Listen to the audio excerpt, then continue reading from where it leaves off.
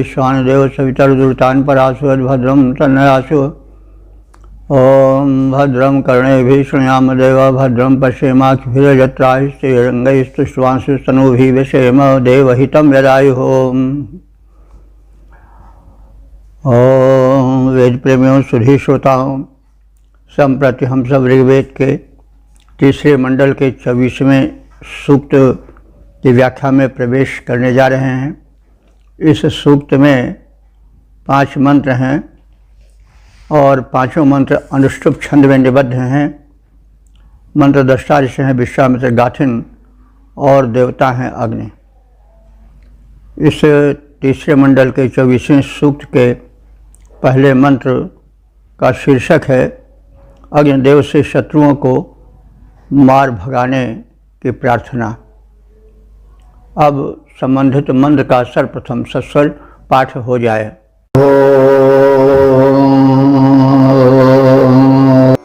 अग्ने सहस्ववृतना अभिमातेरपास्यात् दुष्टरस्तरन्नरातेर्वर्चोधा जग्दवाहसे। इस प्रथम मंत्र में यह बताया गया है कि अग्नि देवता ऊर्जा हैं, ऊर्जा स्वरूप हैं और यज्ञ कर्म जो है सृष्टि और मानव कल्याण का साधन है। इसमें विघ्न डालने वाले मानवता विरोधी हैं तो उनका विनाश होना चाहिए। अग्निदेव ऐसा करें। साथ ही साथ जो यज्ञोपासक हैं, यज्ञकर्ता हैं,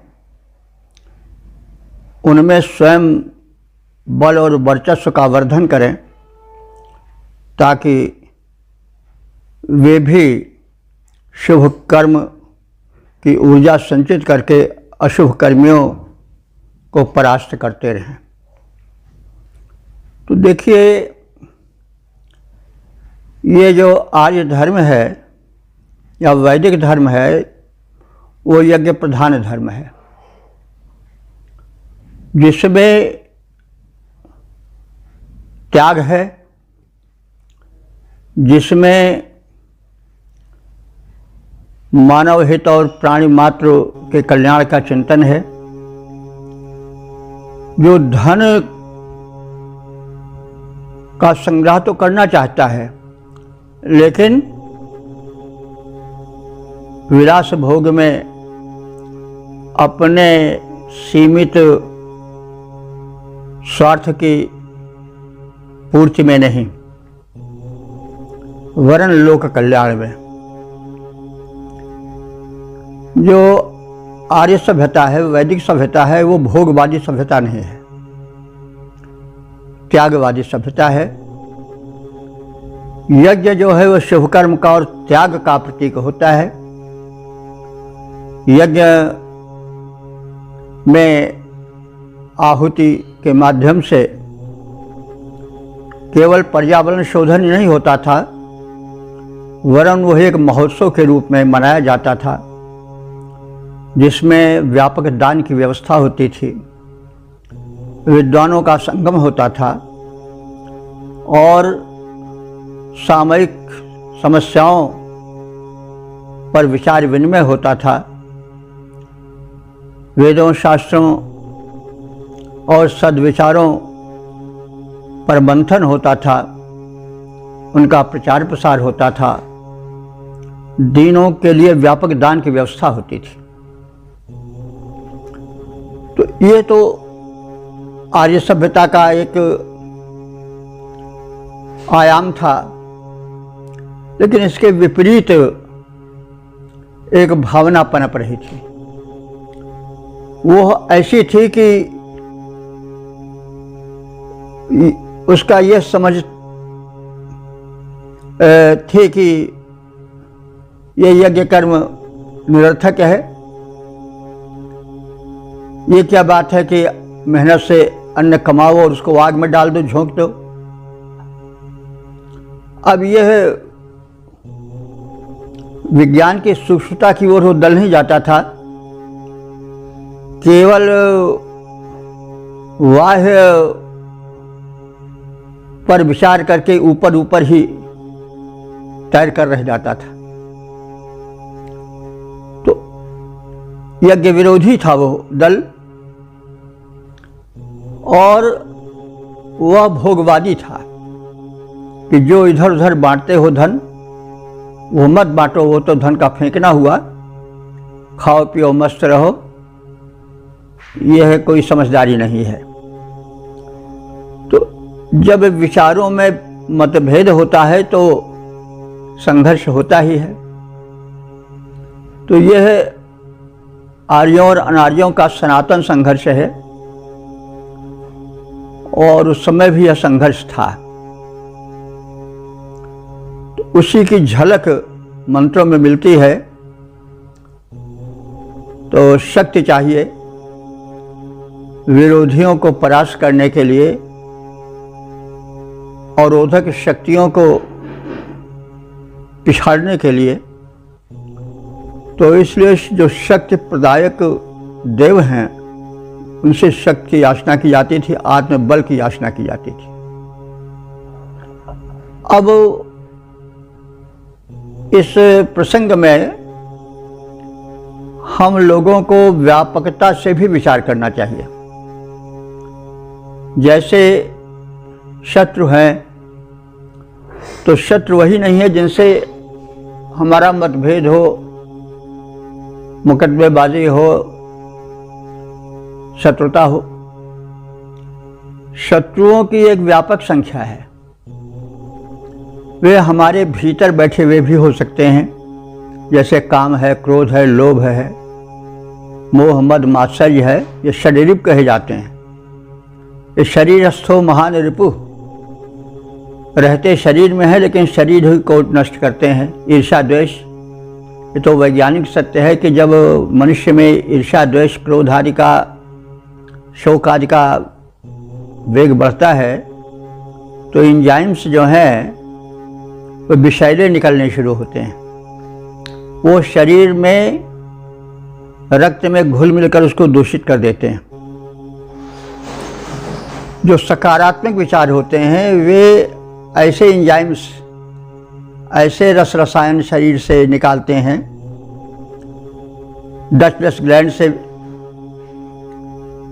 ग्रंथियों से ऐसा स्राव करते हैं कि उससे रक्त का शोधन होता है, सकारात्मक ऊर्जा का संवर्धन होता है।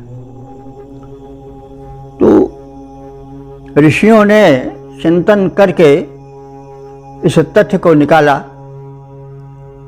और देव शक्तियों से, जो कि सृष्टि की संचालक शक्तियां हैं, उनसे शक्ति मांगी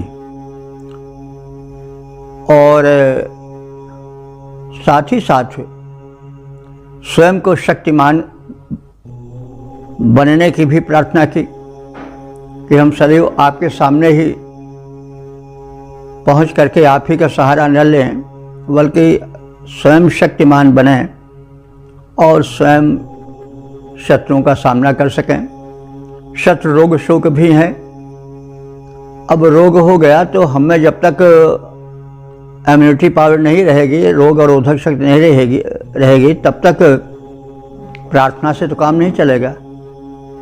तो इसलिए व्यक्ति को स्वयं भीतर से मजबूत होना चाहिए, तब काम बनता है। तो अर्थ करने में हमें इन व्यापक भावनाओं का ध्यान रखना चाहिए, तभी उस मंत्र की वैज्ञानिकता, मंत्र की महत्ता समझ में आवेगी। और यह तो मानना ही पड़ेगा कि अगर वेद मंत्रों में इतना बल न होता तो इतने अंधकार युग में सहस्रों वर्षों से आते हुए अवरोधों में, उस समय में जबकि छपाई मशीन नहीं थी, जबकि कागज़ का भी आविष्कार नहीं हुआ था, स्याही आदि का भी आविष्कार नहीं हुआ था, लिखने में बड़ी कठिनता होती थी, उस समय वेद मंत्रों को भांति भांति से पद पाठ के द्वारा, जटा पाठ, घटा पाठ, कितने कितने पाठ होते हैं, उसके अन्वय सहित सुरक्षित रखना कोई सरल कार्य नहीं था। लेकिन ऐसा क्यों किया गया है? तमाम अंधकार युग में, तमाम संकटों के अंधड़ों के बीच वैदिक साहित्य को क्यों सुरक्षित रखा गया? इसमें वजन था तभी तो इसलिए हम इसको इस संदर्भ में कहते हैं कि वेद मंत्रों की गहनता में प्रवेश करके मंत्रों की सूत्रात्मक शैली को व्यापकता में देखने की आवश्यकता है। इसलिए हम यदा कदा इस विषय पर प्रकाश डालते रहते हैं। तो अब एक भूमिका में, एक संदर्भ में हम जब अर्थ देखने की चेष्टा करेंगे तो ही आनंद आवेगा। अन्यथा हे अग्नि देवता आओ और आहुति खा ले जाओ और देवताओं में बांट दो, तो इसमें कोई ऐसी बड़ी भारी बात तो नहीं समझ पड़ती। जब तक हम उसकी वैज्ञानिकता में, उसके तल में प्रवेश नहीं करेंगे, तब तक इतने से मंत्र की महत्ता का बोधन कदापि नहीं हो पाएगा। इसीलिए मंत्रों की महत्ता और वजन को समझ करके बाद के ऋषियों ने उसको चरित्रों से जोड़ना प्रारंभ किया। जैसे सबसे प्रथम यह प्रयास वाल्मीकि जी ने किया। उन्होंने जो वेद के संदेश थे उसको दो वर्गों में बांटा। एक वर्ग तो था राम का पक्ष और दूसरा वर्ग था रावण का पक्ष। संसार में रामत्व भी है, रावणत्व भी है। राम भी सदा रहे हैं, रावण भी सदा रहेंगे। न राम का अवसान हुआ है और न रावण का अंत हुआ है। आज भी राम हैं, आगे भी रहेंगे। आज भी रावण हैं, आगे भी रहेंगे। कहीं एकत्र हैं, कहीं टुकड़ों में बटे हैं, लेकिन राम और रावणत्व का, कृष्ण और कंसत्व का यह संघर्ष कभी कम नहीं होगा। तो तात्पर्य यह है कि बाद में इन्हीं वैदिक संदेशों को, जो कि गूढ़ता की गुफा में छिपे थे, उनको वाल्मीकि, व्यास आदि ने चरित्रों में ढाल करके व्यक्त किया।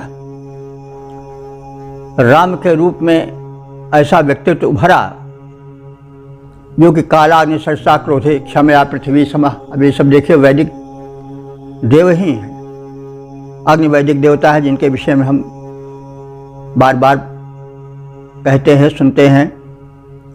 तो राम में यह विशेषता ढाली जो वेद की है कि राम कालाग्नि सदृशः क्रोधे। भैया क्रोध करेंगे तो कालाग्नि बन जाएंगे, इसलिए विरोधी शक्तियों सावधान रहो। तो यज्ञ अग्नि का पूरा गुण ढाल दिया राम में, कालाग्नि सदृश क्रोध है। लेकिन हमारे यहाँ पृथ्वी तो भी तो माता हैं, देवता हैं। रोदसी के रूप में हम उनकी प्रार्थना करते हैं, माता के रूप में। वे ऋग्वेद के मुख्य प्रार्थित देवताओं में हैं। तो क्षमया पृथ्वी समा, लेकिन राम क्षमाशील इतने हैं जितने पृथ्वी है। पृथ्वी बड़ी क्षमाशील है, कहने की आवश्यकता नहीं। तो गहरे सागर, ऊंचे पर्वत सबका भार उठाती है, इसीलिए तो यह धरती धरती माता कहलाती है।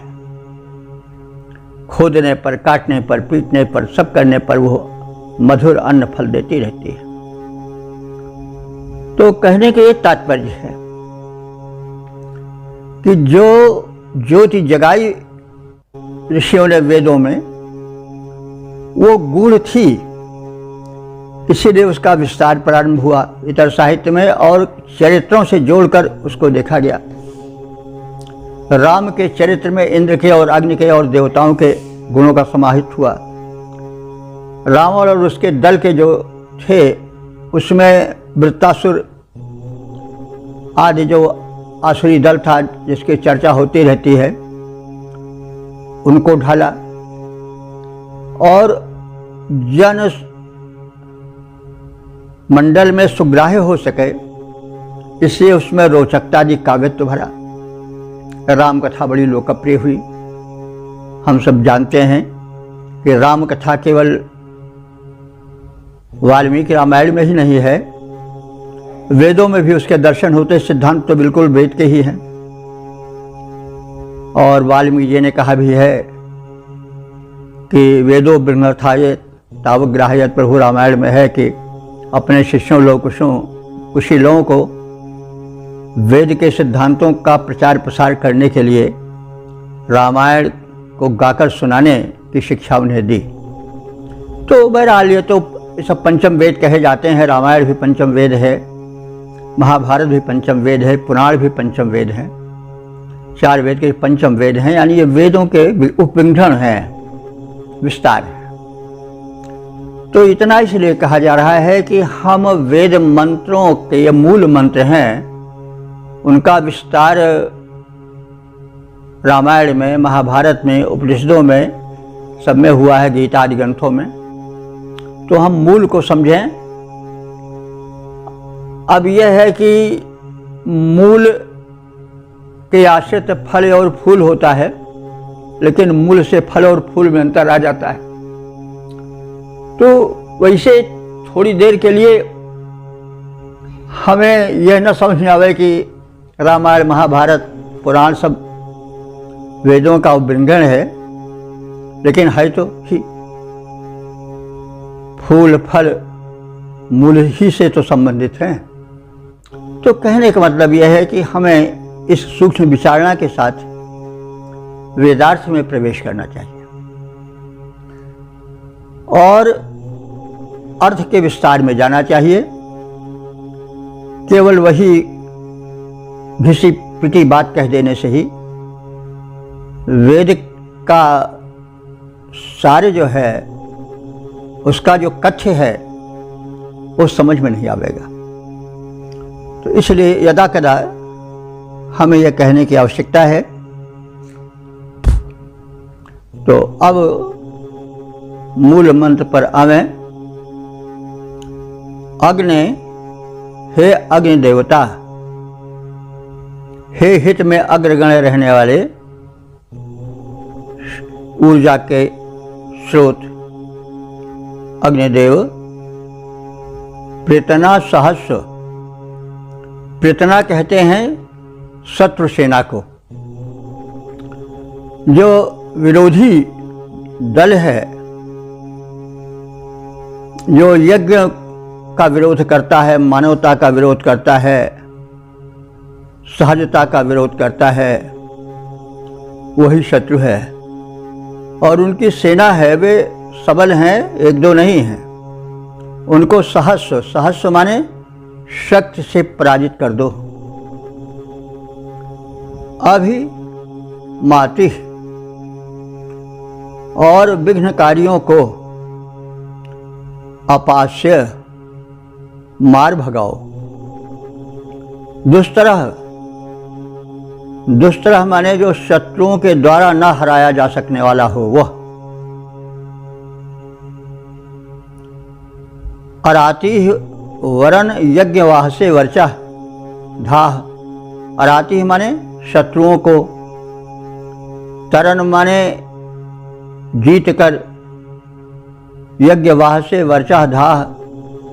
यज्ञवाह से माने यज्ञ कर्म का वहन करते हैं अर्थात यज्ञ करते हैं। उनमें वर्चा माने वर्चस्व अर्थात शक्ति, ऊर्जा, धाह माने धारण कराओ। तो हे अग्निदेव, तुम शत्रु सैन्य से अपराजित हो, क्योंकि तुम शक्ति के मूल स्रोत हो। शत्रु सेनाओं वे यज्ञ विरोधी भी हो सकते हैं, रोग शोक रूप में हो सकते हैं, दुर्वासनाओं के रूप में भी हो सकते हैं, क्योंकि जो कष्ट दें, हमारे प्रगति पथ में बाधक हों और मानवता के शत्रु हों, दुर्विचार के प्रचारक प्रसारक हों, ये सब शत्रु ही हैं।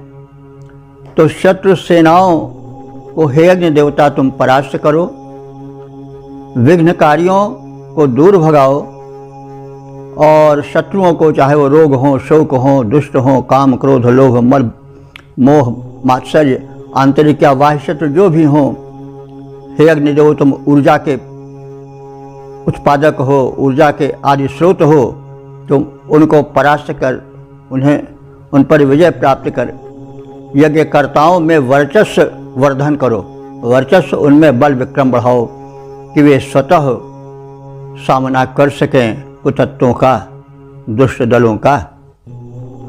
पद रूपांतरण है अपराजित हे अग्निदेव तुम शत्रु सैन्य को मार भगाओ, विघ्नकारियों को विनष्ट कर भक्तों का वर्चस्व बढ़ाओ।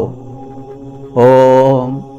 वेद प्रेमियों सुधीर श्रोताओं, संप्रति हम सब ऋग्वेद के तीसरे मंडल के 24वें सूक्त के दूसरे मंत्र की व्याख्या में प्रवेश करने जा रहे हैं। मंत्र दृष्टा ऋषि विश्वामित्र गाथिन है, देवता अग्नि, छंद अनुष्टुप है। शीर्षक है अग्निदेव से यज्ञाहुति ग्रहण करने की प्रार्थना। अब संबंधित मंत्र का सर्वप्रथम सस्वर पाठ हो जाए।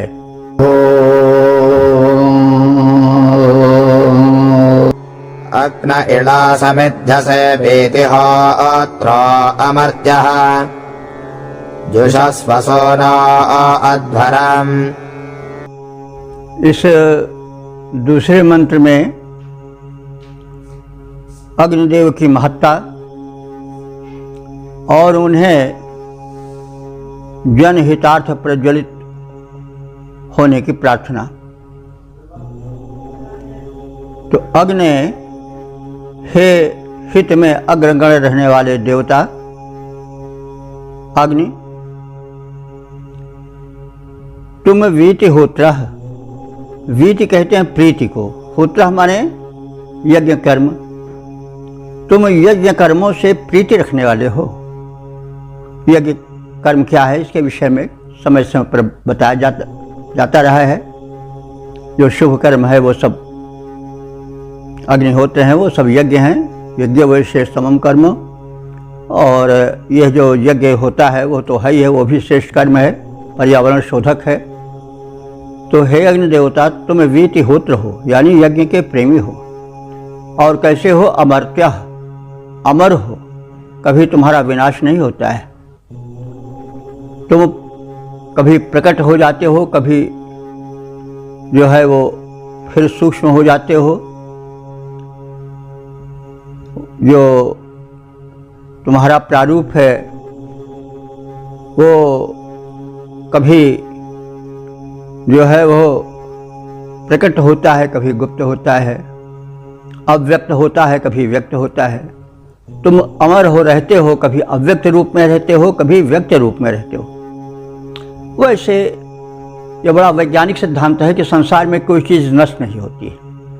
एक आज के विज्ञान का सिद्धांत है कि संसार में कोई चीज़ कभी नष्ट नहीं होती है, वो अपना रूप बदल देती है। जिसको हम नश्वर समझते हैं वो भी नष्ट नहीं होता, अपना रूप परिवर्तित करता है। लकड़ी जली तो राख बनी, तो लकड़ी नष्ट नहीं हुई बल्कि राख के रूप में परिवर्तित हो गई। राख उड़ गई, धूल में मिल गई, भले वो अव्यक्त हो गई लेकिन वो नष्ट नहीं हुई, धूल में है, मिट्टी में है। और वह मिट्टी भी किसी न किसी रूप में अपना रूप परिवर्तित करते रहती है। तो इस प्रकार से दुनिया में कोई चीज़ नष्ट नहीं होती है, रूप का परिवर्तन होता है। तो अग्नि देवता तो और प्रबल देवता हैं, वो अव्यक्त से व्यक्त, व्यक्त से अव्यक्त होते रहते हैं। तो इसलिए उनको अमर्त्य कहा गया है, जो जिसमें मरण का धर्म न व्याप्त हो सके वह अमर्त्य है। तो तुम अमर हो, इडा समिधसे, इडा माने होता है वैसे पृथ्वी, पृथ्वी से मतलब हुआ कि यज्ञ वेदी। तुम यज्ञ वेदी रूपी धरातल पर समिधसे माने प्रज्वलित होते रहते हो यज्ञ प्रयोजन के साफल्य हेतु। तुमसे प्रार्थना है कि न अध्वम सुजुषस्व, न अध्वम माने हमारे अध्वर में, हमारे यज्ञ में आकर के सुजुषस्व हमारी आहुतियों का भली प्रकार से सेवन करो। हमारी आहुति जो है, जो दी जाती है हव्य द्रव्य के रूप में, प्रोडाशाद के रूप में, वो तो है ही है, और आहुतियों के तमाम रूप हैं। हमारे प्रेम भाव को, हमारे हार्दिक संवेदनाओं को, हमारे समर्पण को ग्रहण करो। हमारे यज्ञ को, हमारे शुभ कर्म में उस लगन को समझो, ग्रहण करो। तो हमारी यज्ञ का सेवन करो, हमारे यज्ञ से प्रेम रखो। जो समर्पित किया जा रहा है उसको तुम स्वीकार करो और लोकहित में उसका वितरण करो। हे अग्निदेव, तुम यज्ञ प्रेमी हो, अमर हो। समिधाओं से, समिधा कहते हैं वे साधन जिससे यज्ञवेदी में अग्नि का प्रज्वलन होता है। तुम यज्ञवेदी में प्रज्वलित होकर सुप्रकाशित होते रहते हो। हमारे इस जीवन यज्ञ में आओ और जो हमारे द्वारा समर्पण हो रहा है आहुति का या शुभ कर्मों का या शुभ भावनाओं का, उनका उपभोग करो, उनको स्वीकार करो। हम पर प्रसन्न हो, हमारा कल्याण करो। पद्य रूपांतरण है, यज्ञों के प्रेमी हे पावक, हो प्रदीप्त समिधा द्वारा करो बैठ उपभोग यज्ञ का, प्रस्तुत हव्य द्रव्य सारा। ओम। वेद प्रेमियों, सुधीर श्रोताओं, संप्रति हम सब ऋग्वेद के तीसरे मंडल के 24वें सूक्त के तीसरे मंत्र की व्याख्या में प्रवेश करने जा रहे हैं। मंत्र दृष्टा विश्वामित्र गाथन, देवता अग्नि और छंद अनुष्टुप है। शीर्षक है अग्नि का आवाहन। अब संबंधित मंत्र का सर्वप्रथम सस्वर पाठ हो जाए। अग्नेऽद्युम्नेन जाग्रवे सहसस्सो न बाहुता एदं बर्हिः सदो मम। इस तीसरे मंत्र में बल, वैभव, धन, समृद्धि के प्रदायक अग्निदेव से प्रार्थना की गई है कि वे हमारे यज्ञ में पधारें और यज्ञ को सफल करें। वे समृद्धि के प्रदायक हैं, अपने साथ समृद्धियां लाएं, हमारे यज्ञ को सफल बनाएं। अग्नि के वैशिष्ट को, उनका एक संक्षिप्त परिचय दिया जा रहा है। हे अग्नि, हे हित में अग्रगण्य रहने वाले अग्नि देवता, जागृवे, तुम सदा जागरूक रहने वाले हो। कभी आलस्य के वशीभूत होकर के लोकहित से विलग होने वाले नहीं हो, सदैव तत्पर रहने वाले हो, जागृत रहने वाले हो। जागृवे, तो तुझ जागृत रहने वाले के लिए सहसा सूनमो, सहसा कहते हैं बल को। तो तुझ सदा जागृत रहने वाले बल के पुत्र के लिए आहुत, हम आहुतियां समर्पित करते हैं। तो अग्नि को सहसा, साहस कहते हैं बल को, साहस, साहस बना है उसी से, लेकिन सह का वेद में मूल अर्थ जो होता है वो बल बताया गया है। तो अग्नि को बल का पुत्र कहा गया है, सून माने पुत्र, इसलिए कि जो यज्ञ वेदी में अग्नि का प्रज्वलन होता था वो कहीं रखी हुई अग्नि से लाकर के नहीं, वो दो काष्ठ होते थे जिन्हें अरण्य कहा जाता था, उनका मंथन होता था, घर्षण होता था, और उस घर्षण से कभी कुछ देर में, कभी ज़्यादा देर में अग्नि की स्फुलिंग चिंगारियाँ निकलती थीं और उससे यज्ञवेदी में समिधा का प्रज्वलन होता था। तो इसीलिए अग्निदेव को बल का पुत्र कहा गया है, क्योंकि वो संघर्षण बल से उत्पन्न होने वाले हैं यज्ञवेदी में। तो हे अग्निदेव, तुम जागरूक रहने वाले हो, बल के पुत्र हो और आहुति ग्रहण करने वाले हो, हव्य द्रव्यों का सेवन करने वाले हो। ऐसे अग्निदेव, आपसे प्रार्थना है कि द्युम्नेन सह, द्युम्न कहते हैं ऐश्वर्य को, संपत्ति को, समृद्धि को, द्युम्न। तो द्युम्नेन सह, तुम समृद्धि के साथ मम इदम वर्हि, मम माने मेरे, इदम माने इस, वर्हि माने बिछाए गए कुशासन पर आसीन हो जाओ। आसदा, आसदा माने आसीन हो जाओ, यानी हमारी इस यज्ञ में पधारो। तो उनका मानवीकरण किया गया है कि प्रथम वे आवें, सूक्ष्म रूप से हमारे द्वारा जो आदरपूर्वक कुश का पवित्र आसन बिछाया गया उस पर बैठें, फिर उसके बाद यज्ञवेदी में अपना प्रकट रूप दिखावें, आहुति आदि इसमें प्रदान की जा सके। और उनका जो आगमन हो दुम्नेन यानी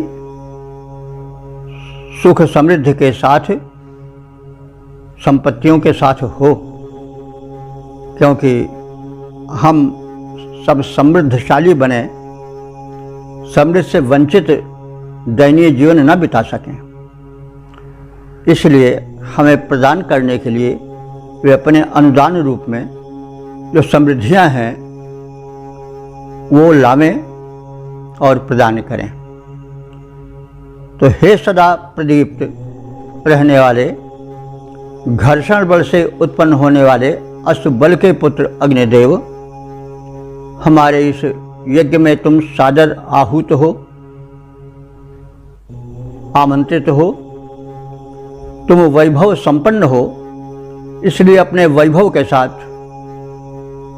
अनुदानों के साथ, समृद्धियों के साथ मेरे इस यज्ञ में आओ, कुशासन पर विराजमान हो जाओ, ऐसी आपसे प्रार्थना है। पद रूपांतरण है, बल के पुत्र दीप्त युत पावक, वैभव युत हो आओ, सादर हो आहूत, कुशासन पर शोभित हो जाओ। ओम। वीर प्रेमियों, सुधी श्रोताओं, संप्रति हम सब ऋग्वेद के तीसरे मंडल के 24वें सूक्त के चौथे मंत्र की व्याख्या में प्रवेश कर रहे हैं। मंत्र दृष्टा विश्वामित्र गाथिन हैं, देवता अग्नि और छंद अनुष्टुप है। शीर्षक है स्तुति वाणी में बलवर्धन हो, एतद विषयक प्रार्थना। अब संबंधित मंत्र का सर्वप्रथम सस्वर पाठ हो जाए।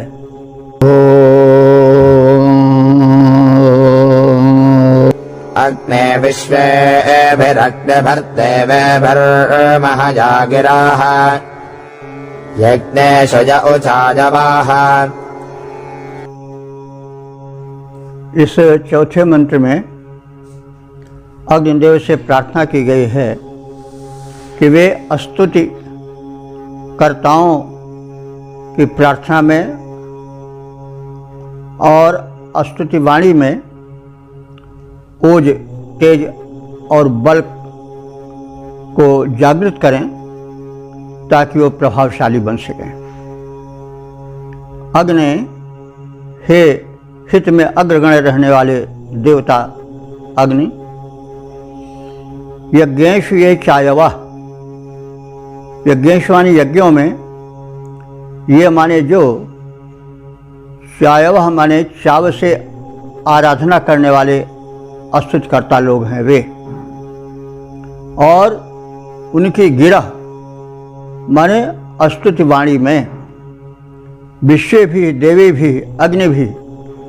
विश्व भी माने समस्त, देवी भी माने दिव्य तेजस्वी, अग्नि भी माने अग्नि की ज्वालाओं में संचित जो तेज है, ओज है, शक्ति है, उसको मह्य माने धारण करा करके महान बनाओ।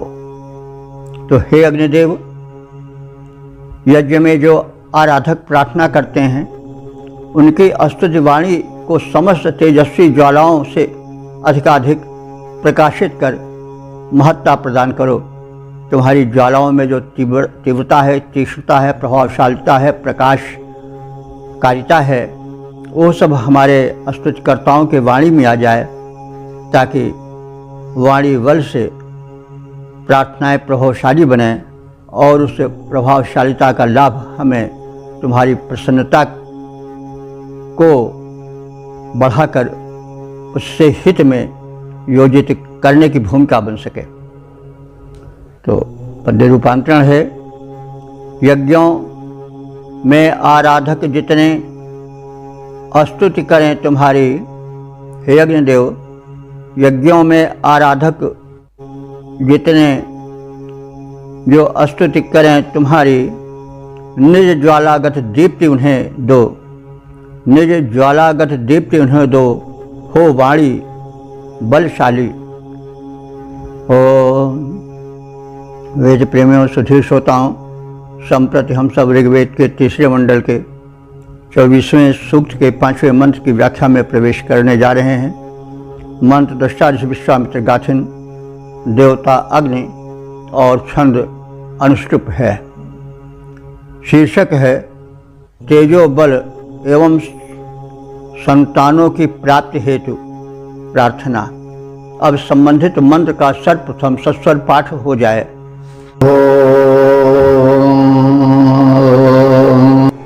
अग्ने दादाशुषे रजं वीरवन्तं परेडसं शिशेहिनः सोनमताः।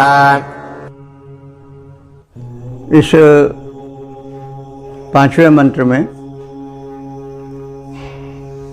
जो ऋषि है वह वीर संतानों की कामना कर रहा है, उसके साथ साथ तेजस्वी जीवन प्राप्ति की प्रार्थना कर रहा है।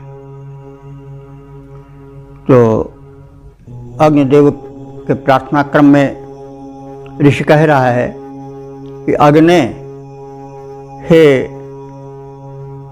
सदैव हमारे हित में अग्रगण्य रहने वाले अग्नि देवता, दाशुषे, दाशुषे माने दानी यजमान को।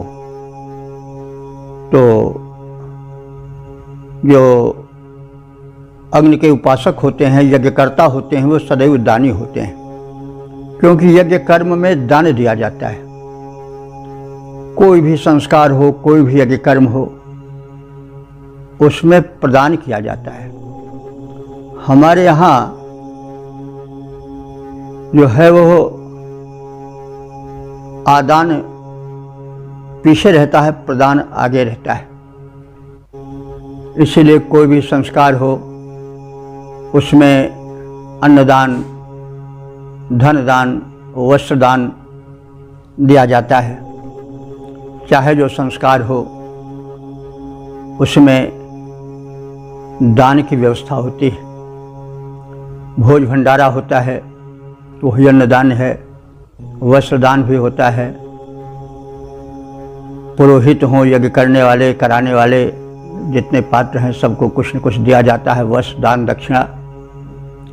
तो यह हमारे आर्य धर्म की प्रधानता है। वैदिक धर्म सबका मूल स्रोत है। तो यज्ञ का अर्थ ही हुआ कि दान देना, तो दान की प्रधानता है। और दान देने के लिए ही आदान यानी प्राप्ति की प्रार्थना की जाती है।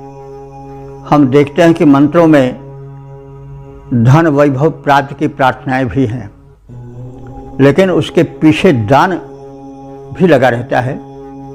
कि हम धन इसलिए चाहते हैं कि उसके द्वारा हम दान करने में सक्षम हो सकें, शुभ कर्म का संपादन कर सकें, यज्ञीय जीवन बिता सकें। तो इन्हीं भावों को इस मंत्र में भी उजागर किया गया है। अग्नि, हे अग्नि देवता, दास से कहते हैं दान यजमान को। यह जो दानशील यज्ञ करता है, इसको प्रतिफल में वीरवंतम संततिम, वीर संतानें दो, कायर संतानें नहीं। क्योंकि अगर संतान वीर न हुई तो उससे कोई लाभ नहीं। कहा भी गया है कि मितेन पुत्र, ऐसे पुत्र से क्या, यो न बुद्धिमान न दानवान। तो काना चक्षुषा केवल, काने नेत्र से के वो जो है केवल पीड़ा का कारण होता है, दृष्टि नहीं उसमें होती। तो क्यों कहीं ऐसा कुछ संभवतः हितोपदेश में ऐसा है, को अर्थातेन जातेन, उस संतान से क्या लाभ, यो न विद्वान न धार्मिक, जो न तो विद्वान है न धर्मशील है। और काना चक्षुषा केवल, जो कानी आँख है उससे क्या प्रयोजन, वो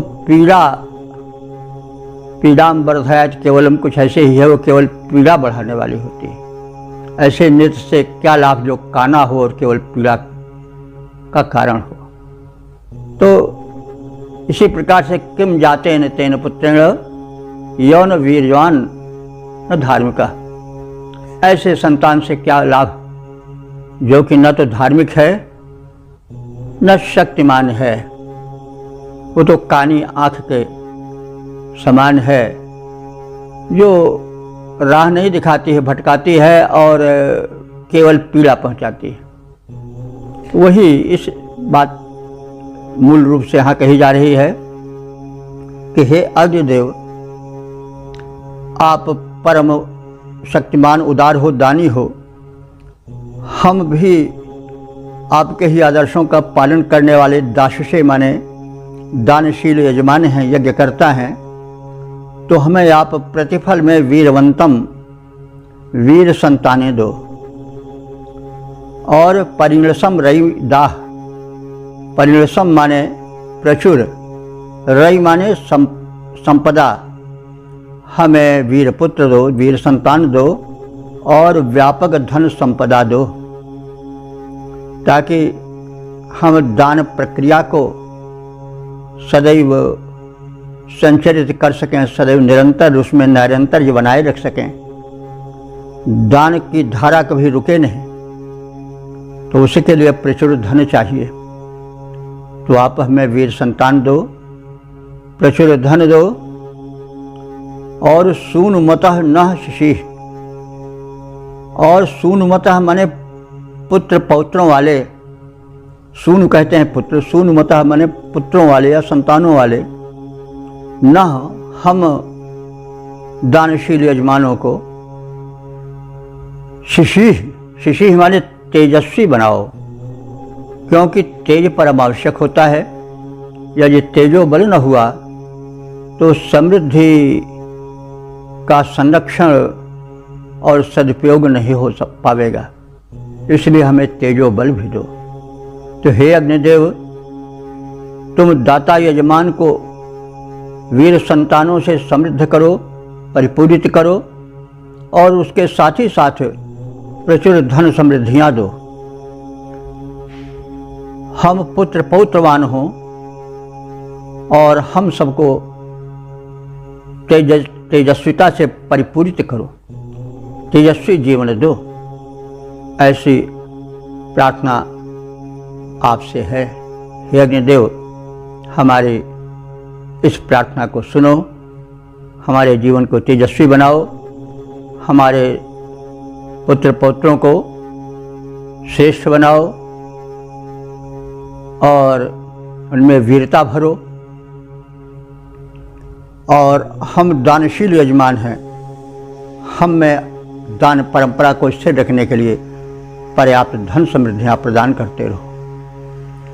तो पद रूपांतरण है, हे अग्निदेव, तुम दाता यजमान को करो प्रचुर धनवान, तुम दाता यजमान को करो प्रचुर धनवान, साथ साथ ही करो तुम वीर सुपुत्र प्रदान।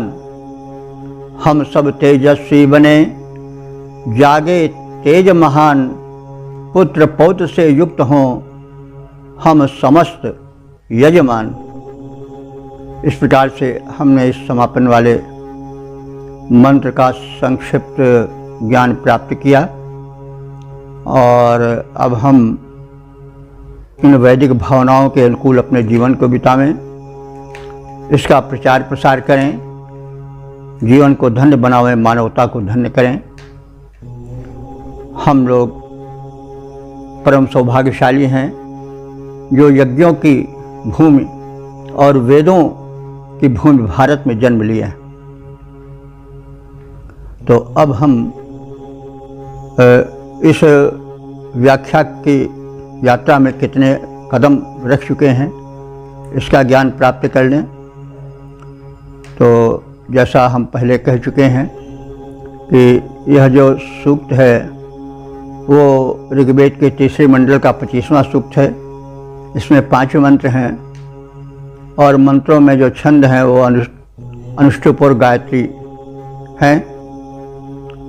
ऋषि जो मंत्र दृष्टा हैं वे विश्वामित्र गाथिन हैं और देवता अग्नि हैं। अभी तक हम लोग अपने इस व्याख्या की यात्रा में जो हैं वो 2642 कदम उठा चुके हैं, यानी 2642 मंत्रों की व्याख्या हो चुकी है। इस ऋग्वेद के तीसरे मंडल के 25वें 5 मंत्रीय सूक्त में वे ही सामान्य बातें कही गई हैं जो प्रार्थना परक लगभग प्रत्येक सूक्त में कही जाती हैं। प्रथम देवता का आवाहन किया जाता है, फिर स्तुति की जाती है, फिर उससे अपनी कामनाएं कही जाती हैं और उनकी पूर्ति हेतु प्रार्थना की जाती है। यही बात लगभग इस मंत्र में भी है। अग्निदेव को यज्ञ भूमि पर बुलाया गया है, आमंत्रण दिया गया है और उन्हें यज्ञ वेदी में प्रज्वलित होने हेतु प्रार्थित किया गया है। और जो जीवन में प्रगति पथ के बाधक शत्रु हैं, जो यज्ञ विरोधी हैं, उनके इस संहार की प्रार्थना की गई है ताकि प्रगति का पथ निर्बाध रूप से गमनीय बन सके। तो शत्रु जैसा पहले भी कहा गया है बाहर भी हो सकते हैं, भीतर भी हो सकते हैं। तो वे समस्त शत्रु चाहे बाहरी हों, सत्कार्य में बाधक हों, चाहे भीतर के काम क्रोध लोभ मद मात्सर्य जात षड्रिप हों, इन सब को अग्नि देवता परास्त करने की हमें शक्ति दें और उनको स्वयं परास्त करें, प्रेरक बने, सहायक बने। और अंत में जो यज्ञ धर्म है, जैसे हम कहते आए हैं कि जो वैदिक धर्म है वो यज्ञ को केंद्र में रख करके अपने प्रारूप को प्रकट करता है। तो अग्नि में माने यज्ञ में आहुति डाली जाती है, वो आहुति पर्यावरण शोधक होती है, कीटाणु आदि मरते हैं और पर्यावरण शोधन होते, पर्यावरण के शोधित न होने से बड़ा संकट उपस्थित हो रहा है। आप लोग जानते होंगे, सुनते होंगे, अखबारों में पढ़ते होंगे पत्र पत्रिकाओं में पढ़ते होंगे, टीवी में देखते होंगे कि पर्यावरण में उष्णता बढ़ रही है, उसमें विकार आ रहा है, दूषण प्रदूषण फैल रहा है। इससे अनेक संकट जो हैं वो उफन रहे हैं, जो कि मानवता के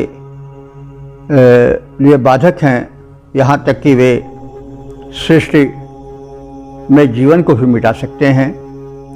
इसकी सूचना वैज्ञानिक भी बार बार देते हैं। तो पर्यावरण का प्रदूषण यज्ञीय जीवन से हो सकेगा, और साथ ही साथ जो प्रधान यज्ञ कर्म है उससे संकुचित और स्वार्थ भरे दृष्टिकोण का विनाश हो सकेगा। तो मनुष्य दो तरह से पीड़ित है।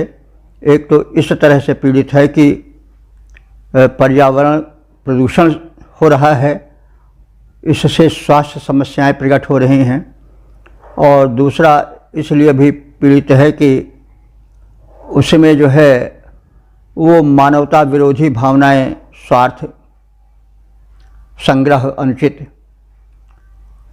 ये सब पनप रहे हैं। ये सब शत्रु हैं अपने भी और मानवता के भी। तो ये न पनपने पावें, इसलिए अग्निदेव से प्रार्थना की गई है कि वे आहुति ग्रहण कर प्रदूषण को मिटावें और धन धान्य दें। अग्नि देवता जो है वृष्टि के भी कारण हैं, सूर्य रूप में, विद्युत रूप में वे वृष्टि के कारण है, जैसा कहा जाता रहा है।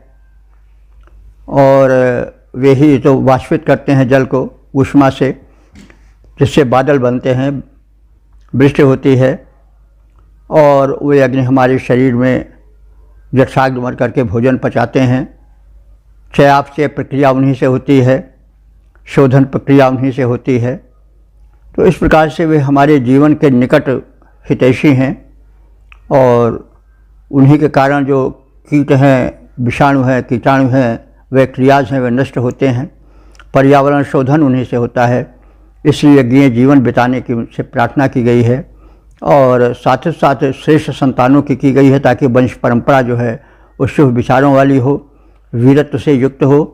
तो इन सब स्तुतियों से मंडित हैं ये मंत्र, और बार बार प्रार्थना की गई है कि हमें यज्ञशील जीवन दो, हमें औदार्य दो, हमारी वंश परंपरा श्रेष्ठ हो, हमारे पुत्र पौत्र यज्ञ करने वाले हों, शुभ आचरण करने वाले हों, वीरत्व की भावना से भरे हुए हों, दानवीर हों, धर्मवीर हों, युद्धवीर हों, दयावीर हों, आदि आदि रूप में। तो वीरत्व की परिभाषाएं हैं, 4 प्रकार के वीर होते हैं, युद्धवीर, दानवीर, धर्मवीर, दयावीर।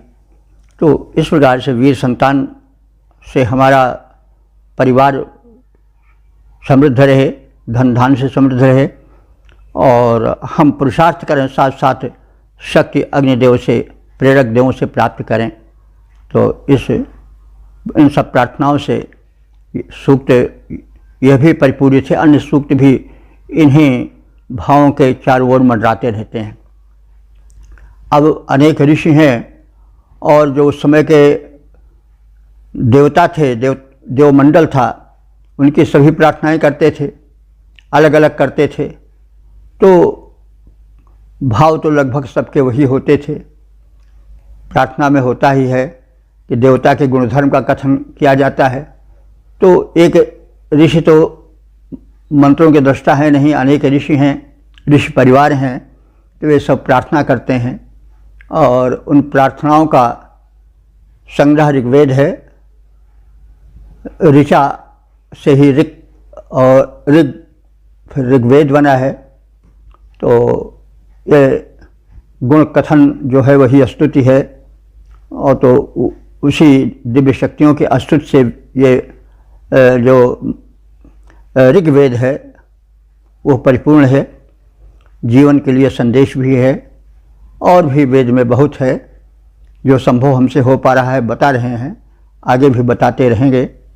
भगवान हम में यह सामर्थ्य और बुद्धि दें और आप सब में श्रवण और ग्रहण शक्ति और प्रचार प्रसार की शक्ति दें, ये हम कामना करते हैं। उस परम शक्तिमान से शक्ति मांगते हैं। तो इस प्रकार से अब हम इस सूक्त के विषय में जो कुछ हो सकता था संक्षेप में कह करके अब अपने वाणी को विराम दे रहे हैं। ओम सर्वे भवन्तु सुखिनः, सर्वे सन्तु निरामयाः, सर्वे भद्राणि पश्यन्तु, मा कश्चित् दुःख भाग् भवेत्। ओम।